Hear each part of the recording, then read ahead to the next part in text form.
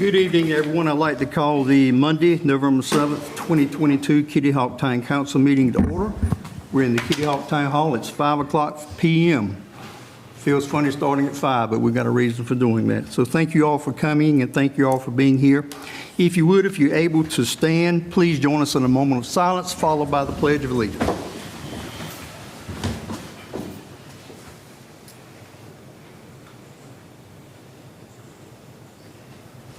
I pledge allegiance to the flag of the United States of America and to the republic for which it stands, one nation, under God, indivisible, with liberty and justice for all. Thank you, everyone. Council, I need a motion to approve tonight's agenda, please. So moved. Motion made by Lynn, second. Second. Second by Charlotte. All in favor? Aye. All opposed? Presentations, Mr. Steve House. OBX Jeep Charities. Thank you, Mr. Mayor and Town Council, for having us up. Back a few months ago, we asked if you would grant us permission to expand our Outer Banks Jeep invasion to include the town of Kitty Hawk with some of our activities. And first off, let me tell you, last year was our first year that we did it. And we had 450 Jeeps registered. And we did have some trying times this past year. The nonprofit association that we were associated with decided to back out of the project. So with us being Jeepers, and we're on the Jeep trail, and there's a rock in front of us, what are we going to do? We're going to go over that rock. We're going to drop it four-wheel drive, and we're going to go over that rock. And that's what we did. And we formed our own 501c3 for Outer Banks Jeep Invasion and OBX Jeep Charities so that we can move forward with this. And this year, 796 Jeeps invaded the Outer Banks on October 7th through the 9th, 2022. And we gathered at the Soundside event site along with 38 vendors and with the support of 45 sponsors. Dare Medflight even joined in with the activities. And it was a tremendous hit with the kids and participants, many of which were emergency services personnel. Featured activities, we had live music from the Ramble and Johnny Waters Company, an array of raffles, mainly Jeep-related items and some free stays and stuff like that. We also had a show and shine competition. We had a poker run, which put our Jeeps all up and down the Outer Banks, visiting different businesses around the community, and also a vendor bingo where our participants had a bingo card and they could go around to the different vendors at the site and hopefully win some other prizes. And also something y'all might be familiar with, a beach crawl. The town of Kitty Hawk, thank you so very much for allowing us to do this. You opened our beaches for a charity ride. We limited it to 100 100 Jeeps, and registration was sold out in 10 minutes. Okay, and Mr. Mayor, I think your last comment to me was don't tear up our beach. If you look at the two bottom pictures, that's the only thing we left. Beautiful. Marie Paul helped us out a whole lot. On Sunday, we did a lighthouse to lighthouse run, and she was in charge of this from start to finish. 207 Jeeps participated in a run from Bodie Island Lighthouse to Cape Hatteras Lighthouse. And to participate in the run, you had to donate toys, and/or monetary donations, which came up to over $500 to the Virginia Tillett Center for Underprivileged Kids of Dare County for Christmas. This event would not be possible without the help of some very talented and dedicated people. The OBX Jeep Charities Board of Directors, Carrie Colson, our treasurer, Kim Jones, our secretary, Jared Lively, junior vice president, Rich Paul, senior vice president, and myself as president. Also, our Outer Banks Jeep Invasion Executive Board, which took care of all the planning for this event, is Marie Paul, Pam Lively, Laura Swisher, Nicholas Seltzer, Chris Rock, Sean Rock, Jane Mastar, Laura Seal Lewis, Michael Woodard, Melinda Woodard, Danielle Taylor, and Michael Taylor. Also want to thank all of our volunteers from the Cat 5 Jeepers. Without their help in the day-to-day operations of parking Jeeps and running around doing all the tasks that needed to be done, could not have done it without them. Of course, we want to thank all of our sponsors, all 45 of them. They were phenomenal in helping us put this event together. The Outer Banks Visitors Bureau for helping us put this event site together for the event. The town of Nags Head, special thanks for them for the permitting process and getting it all done. The town of Kitty Hawk, thank you for allowing us the use of the beaches, and also for Dare County as well. The Outer Banks Jeep Invasion and the Cat 5 Jeep group, one of the main sponsors we look after is the Beach Food Pantry. And while all these Jeeps were there and running around all over the community, we asked them to bring perishable food items. And if they brought one, they would get raffle tickets for different prizes. 2,500 pounds of non-perishable food were donated to the Beach Food Pantry for that weekend. Our two charities that we gave to, the Wounded Warriors and Action Foundation. Synonymous with Jeeps is veterans. Jeeps came from the military. And a Jeep, believe it or not, is the only inanimate object that has ever received a Purple Heart. Old Faithful, which is in the Marine Corps Museum, is a battle-scarred Jeep. And the reason why she's Old Faithful is even still to this day, unrestored, they fire her engine up every week. And she was received a Purple Heart, not only for her service, but also for all Jeeps during World War II that were either destroyed or wounded in combat. So it obviously was dedicated for us to give to the Wounded Warriors and Action Foundation. Serves our nation's combat wounded Purple Heart recipients by providing world-class outdoor sporting activities as a means to recognize and honor their sacrifice, encourage independence and connection with communities, and promote healing and wellness through camaraderie and a shared passion for the outdoors. Every year that group comes here on the Outer Banks. And we were able to donate to them this morning $6,000 to help in that crusade. Our biggest charity, the Dare County Special Olympics. The mission of the Special Olympics is to provide year-round sports training and athletic competition to a variety of Olympic-type sports for children and adults with intellectual disabilities, giving them continuing opportunities to develop physical fitness, demonstrate courage, experience joy, and participate in the sharing of gifts, skills, and friendships with their family and other Special Olympics athletes and their community. This morning, we gave them a check, donated them a check for $35,000. The town of Kitty Hawk can't thank you enough for allowing us to do what you allowed us to do. It was one of the biggest hits of the event, of being able to ride on the beach, especially on a beach that normally does not allow riding on the beach. And we can't thank you enough. And as we promised, we got a chief, can you go up? And also we have a deputy. Come on up too.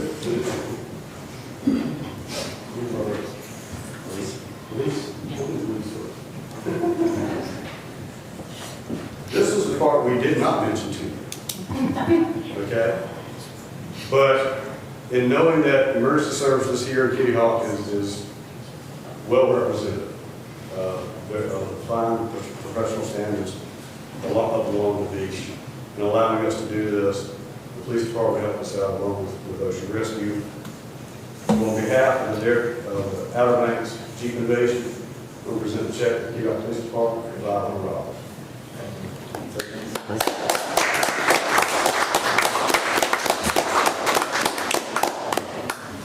That's wonderful. Thank you.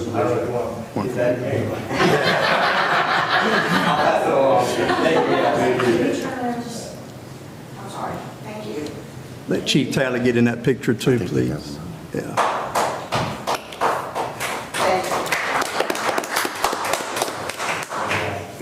Hopefully that'll help out with the new station. Yes, sir, it will. It will. Thank you very much, everyone. Thanks for coming. No, we're not finished. Oh. Keep, You want me to keep this one and we'll... you keep giving, just like Santa. Keep giving. With the beach crawl that we did, we had ocean rescue escorts on the beach and make sure everybody stays safe and around all the obstacles to do that. When we were getting ready to leave to go on the beach, I told all of our jeepers that were lined up and ready to go that Ocean Rescue was going to escort us out because not only did they know this beach, they knew the first name of every grain of sand on this beach. So it was a real tribute to have them escort us through, and it was our pleasure and honor to follow them. And Chief, on behalf of the Outer Banks of Jeep Invasion, we'll present a check for Ocean Rescue, $3,500.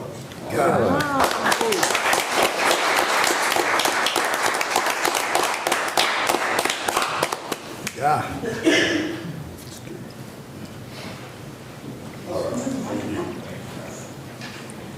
You got any more checks? Dig one up somewhere. So we're going to do this again next year in May. We're going to get out of hurricane season. Okay. And we're going to do it on May 12th and 14th. And hopefully, with your permission, we'll come back and present again to hopefully do another ride. You got it. Thank you much. Thank you very much. Thank you very much. Wonderful.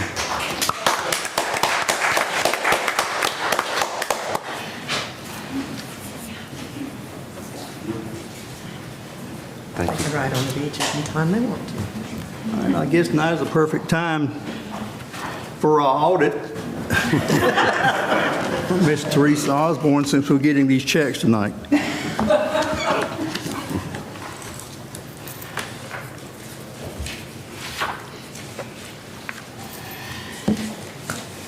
have just one addendum, which is a summary I'd just like to review with you tonight. Hello, thank you. Thank you.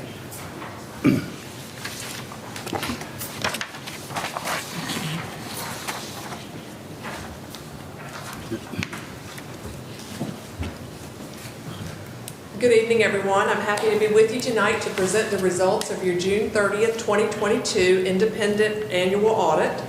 The town has received an unmodified audit opinion on its financial statements, the best opinion that you can receive, and that is outlined on pages 1 to 3 of your audit report. Additionally, there are no material weaknesses or significant deficiencies that have been noted in the internal control report, which you'll find on pages 61 and 62 of the report. The report's about 62 pages long, so I'm going to spare you going through that page by page. I'm always available after the meeting if you have any questions that come up, but I would like to just give you a quick summary tonight. Okay. After budgeted transfers to your capital reserve funds, revenues exceeded expenses in the general fund by $1,500,000. This was largely due to revenues exceeding budget expectations for sales, occupancy, and land transfer tax revenues. The budget estimates were conservative due to uncertainty related to coming out of COVID. The town ended the year with unassigned fund balance of $9,433,000, which represents 96% of the general fund fiscal year 22 expenses.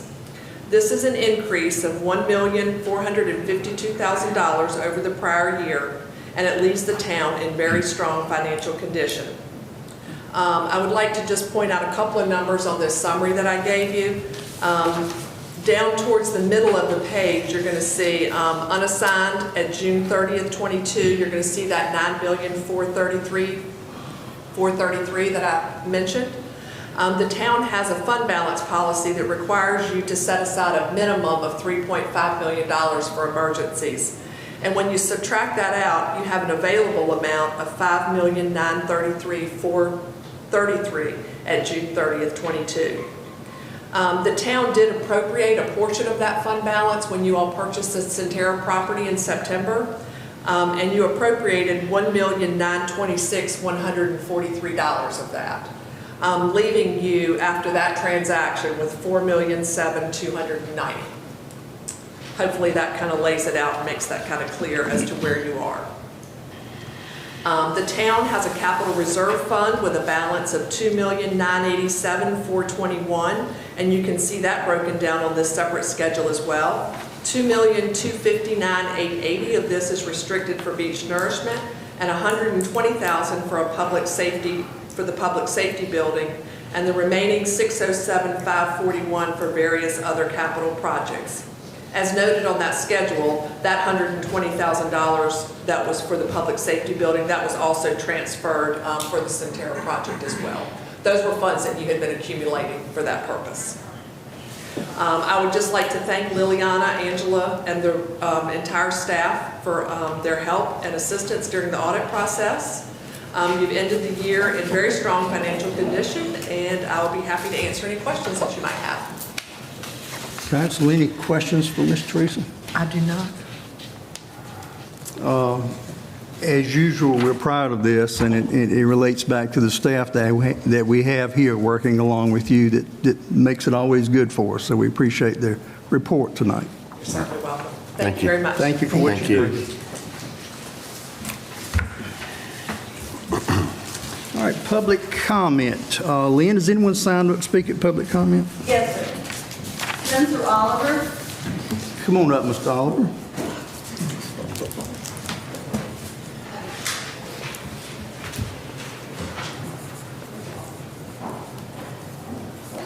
Thank you, Mr. Mayor. Yes, sir. I've been here before, as you know. Not always a very popular appearance. I have a couple of questions. I asked the mayor earlier why Andy Stewart resigned. And he wouldn't tell me. He said it's a personnel matter. Well, I've been in public positions, both elected and appointed, for more than 45 years. And when the chief executive officer of a public entity resigns, it's usually a matter that the public has a right to know why. I don't know whether it's personal, if it's some personal problem that shouldn't be revealed, then maybe we shouldn't know. But if it's a policy disagreement, like it is in most cases when people offer their resignation, then I think the public has a right to know. That's all I'd like to say, Mr. Mayor. Yes, sir. Thank you. Thank you, Mr. Oliver. Anyone else? Lynn? Yes, sir. Lynette Fenton. Come on up, Ms. Fenton.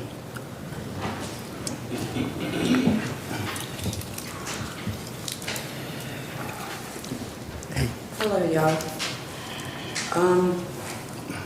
Back in July of 2021, I stood in front of the other mayor, and that was about public safety and the speed of the main highway, 158. It came to my attention after all these years that I really couldn't recommend to my family, friends, and self that I could cross very safely on that road.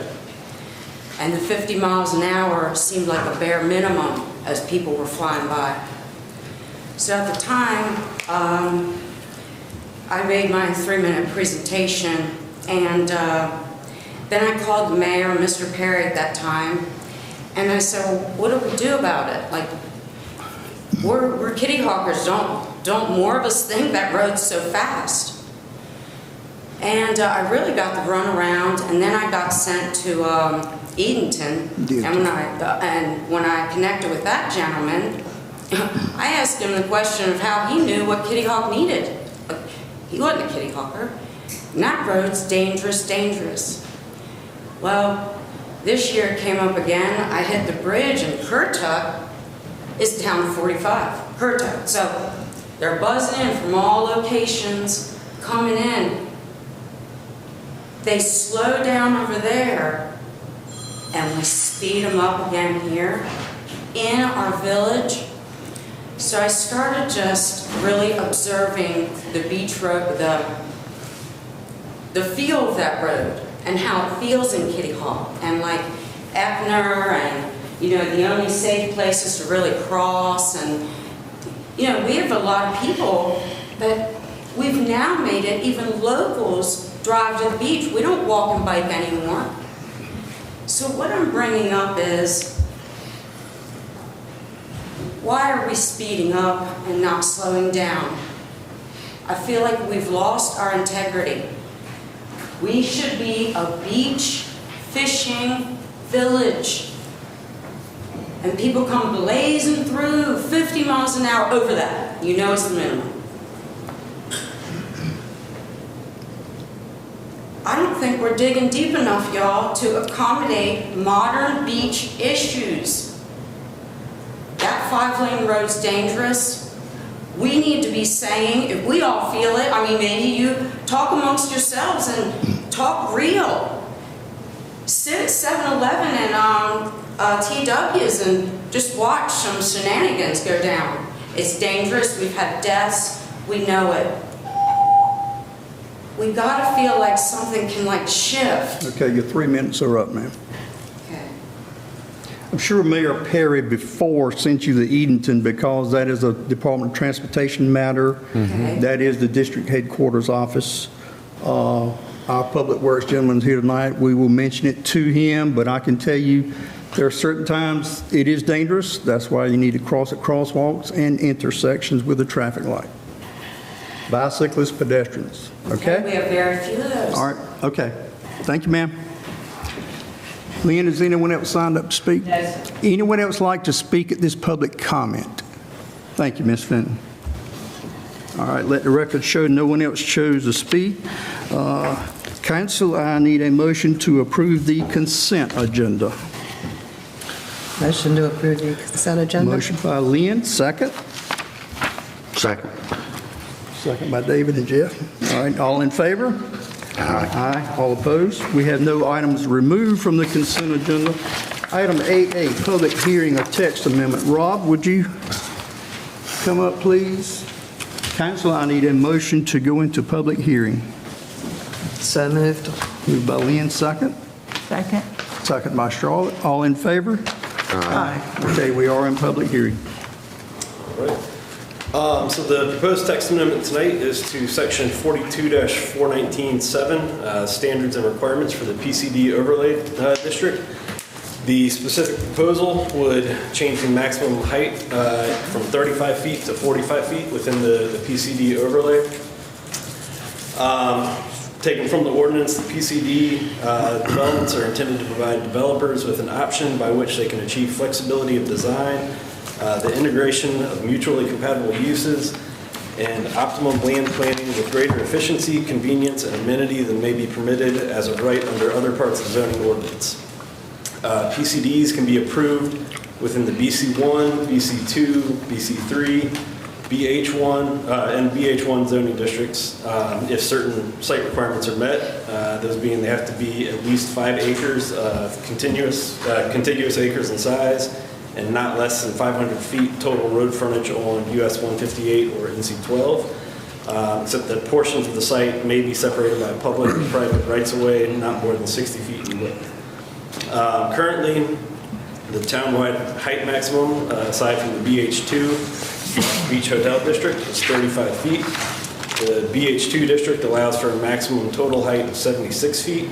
While that's significantly taller than the maximum height required in the rest of the town, the BH2 is very limited in scope, so the majority of the town is unaffected by that increased height limit. Like the BH2, the PCD overlays do not make up much total area of the town, approximately 69 total acres, and are limited from widespread expansion due to those site constraints listed above. You can see on the map that's in your packet and overhead, these orange areas are the 3 existing planned commercial development overlays we currently have. You can see on the west side, when you first come across the bridge, the promenade area in the middle there is where the new 7-Eleven is, and the 5 to 6 acres behind it. And then over on the eastern side is where Home Depot and portions of Beachwoods are. That's not to say that there couldn't be additional PCDs in the future, and if there were, this would apply to it if this is approved. but that's what we've got currently. At the September 29th meeting of the planning board, they recommended denial of the proposed text amendment by a vote of 3-2. That's really all I've got from my staff report. If you've got any questions for me, I'd be happy to take them. The applicant is on hand too, if there's any questions for him. Council, let's start with Rob. Any questions for Rob? Okay, how about the applicant? Would you like to come up, sir?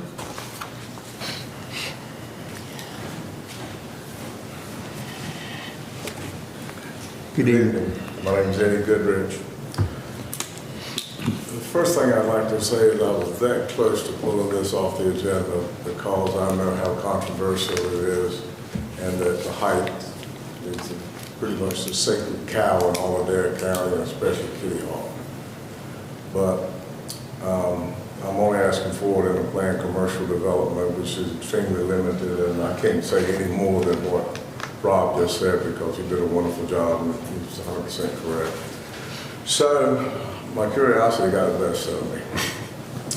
And I'm here, I have a great deal of respect for this board. You did a good job. So I thought each one of you I know has given a great deal of consideration, and whatever you decide works out with me. So I thought I'd come and hear what you have to say.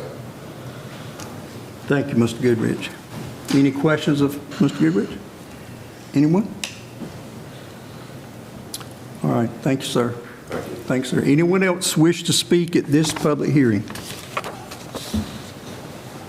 Okay, council, I need a motion to go out of public hearing. We'll go back into regular session. So moved. Second. All in favor? Aye. All opposed? For the record,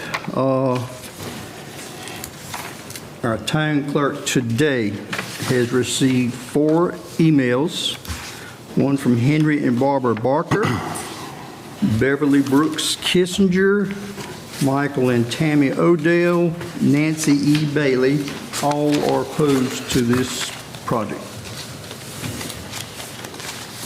So, council, what do you want to do?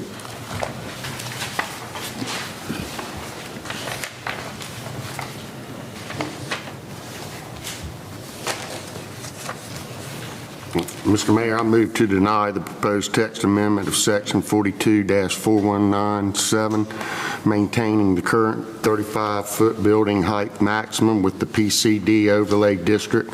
Town council finds that this proposal is inconsistent with the town adopted land use plan, and I also agree with the planning board's decision. Thank you, Jeff. Second? Second. Second by Lynn. Any more discussion? All in favor? Aye. All opposed? Thank you, Mr. Goodrich. Appreciate you coming. Thank you.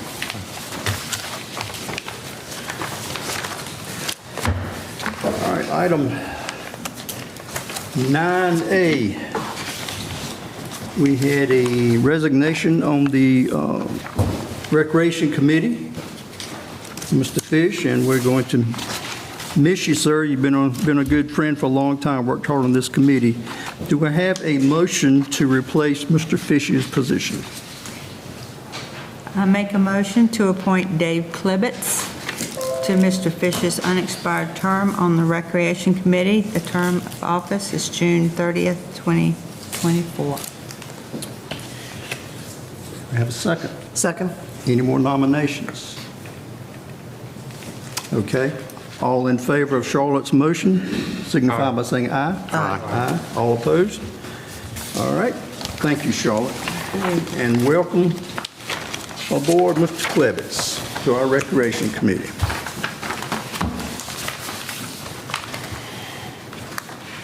Okay. Melody. Hello. Good evening, Mayor, Council.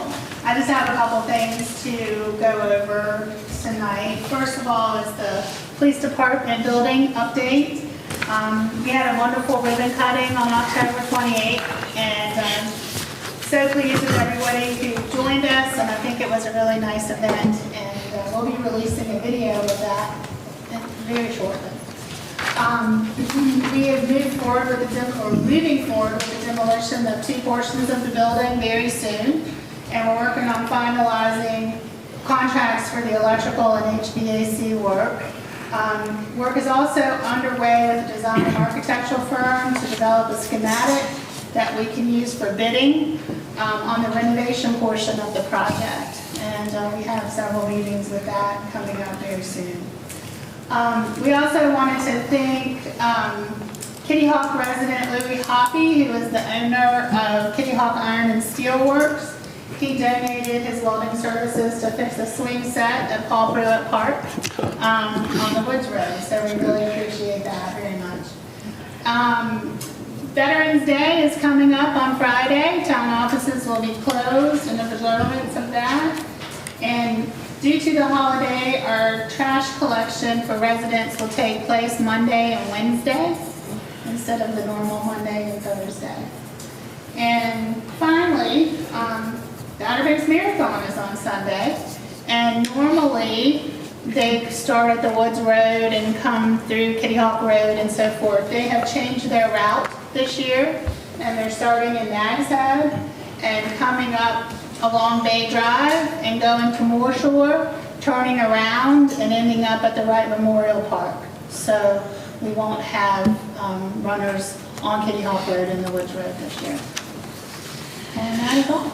Okay, thank you, Melody. Thank you. Charlotte, you start down here? No, I'm fine tonight, Okay, go thank you. ahead. I have two reports tonight. Okay. The Recreation Committee had another energized, productive meeting October 25th. Many ideas were presented and discussed. Among the concerns addressed were the needs for pedestrian and bicycle safety. It was reported that a path along the west side of 158 bypass from Kill Devil Hills line to Walmart has been approved, with Kitty Hawk's portion of the funds being set aside for construction in 2025. A word of caution was that this being a state project, funding could be taken up on schedule or delayed depending on budget issues. The possibilities of two other activity-related items were construction of a pump track, with more information to be presented to council in the near future, and addition of pickleball courts in Kitty Hawk. We have suggested that the current Kitty Hawk email list be sent to send a survey to get public response on these items. Sandy Myers and Ryan Thibodeau will be working on that draft.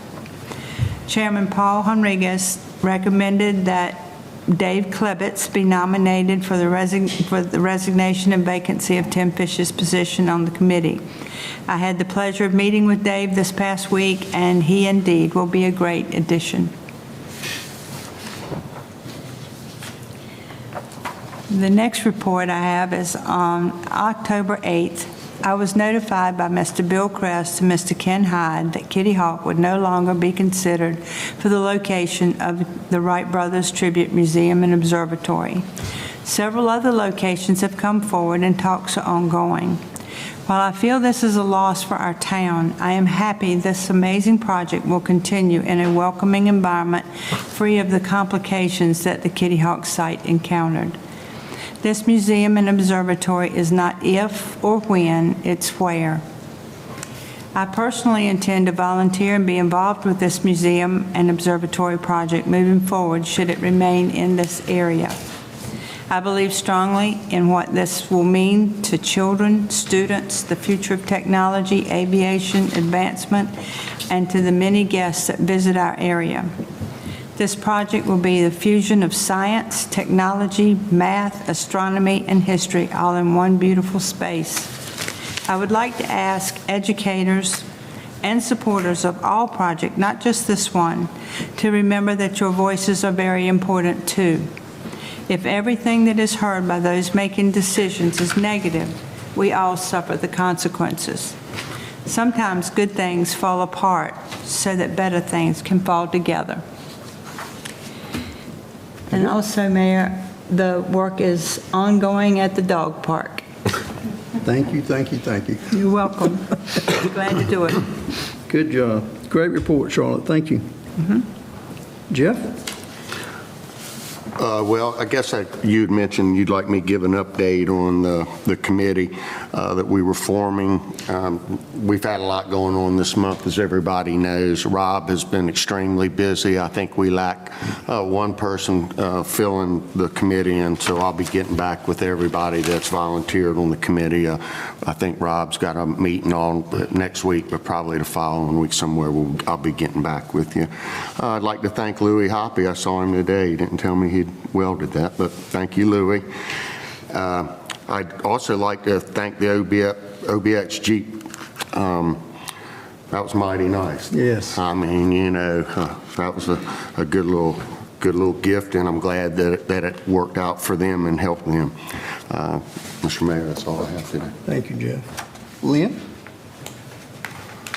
I just want to say, again, to echo Jeff, there's a warm spot in my heart for Jeep people. We had one for a number of years. It's a Jeep thing, you wouldn't understand. But I was delighted that we hosted that event. And as far as I'm concerned, they can have an event as soon as they want to have one, which will be in May.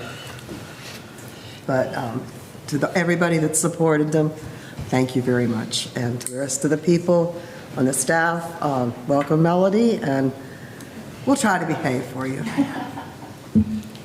That's it. Thank you, Lynn. Dave? Lynn took the words right out of my mouth. I'm good. Like the Jeep? You used to have a Jeep too? No. No, I'm good. Okay, very good, very good.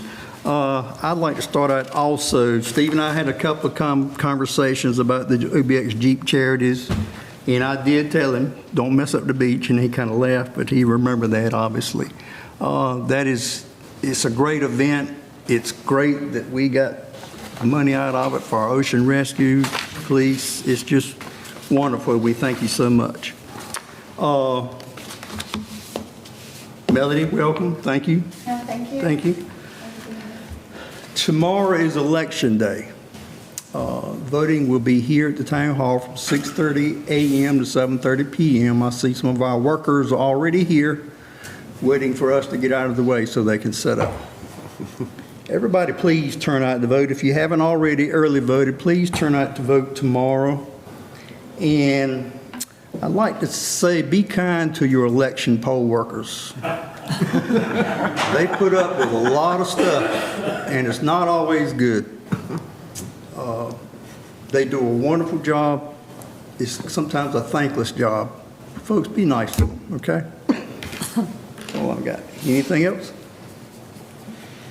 All right. If so, I'll need a motion to adjourn. So moved.